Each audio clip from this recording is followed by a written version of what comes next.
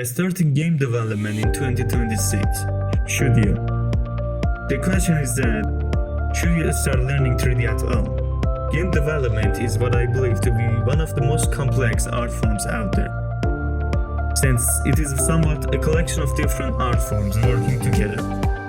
The answer to that question changes based on the person or what conditions that person is in.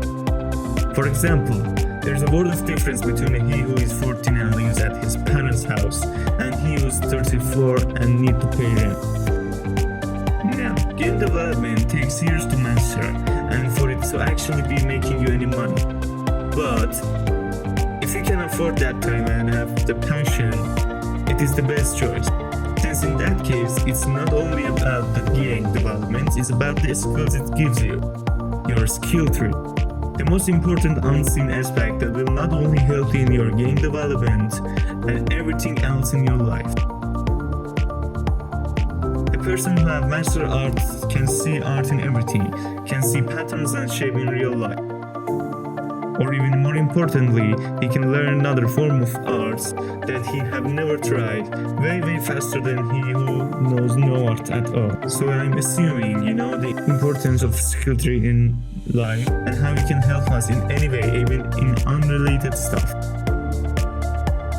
Plus, you know how much game development can make that tree grow. Since it's full of new things you need to learn, that include coding, 2D art, 3D modeling, animation, marketing, shading, and other stuff. You need to know that you don't need to master all of those elements. You only need to master one of those elements and be good at another. Before I continue with this section, it's best to talk about the dinosaur in the room, that being AI.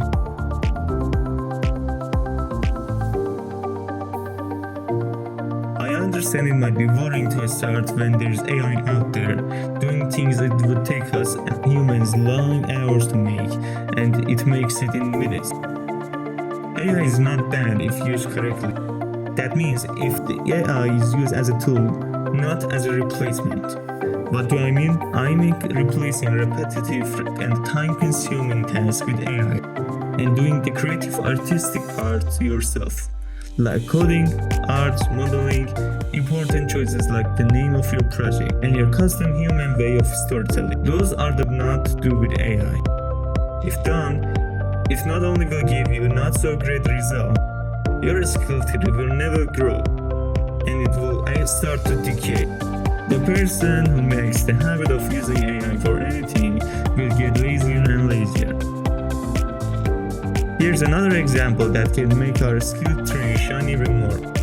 If you take an artist's drawing tools and take a cameraman camera and take an AI user's AI, what will happen? The artist will still see art in the world around him. No matter where, what, or with what, the artist can still draw. Maybe it's on sand, or maybe with a cup of copy and a straw on paper. What about the cameraman? Without his camera is useless, right? No. His eyes still see every view and imagine how it would look in camera and value that view, making his eyes sharper even without the camera. Meanwhile, the AI user was on the line trying to get back his AI software since there's not much he can do without it. Before ending AI section, let me tell you some wrong things out there being said about AI. AI have improved a lot, but it is still not as powerful as internet shows it. And more than 90% of big AI companies are not profitable. It's not recommended to spend money on AI software, not as a consumer and not even as an investor. Okay, back to general passion stuff. In short, game development, even though hard, is fun and great for self-improvement. Plus, it can be very profitable if you pass the hard part. But it needs time and effort.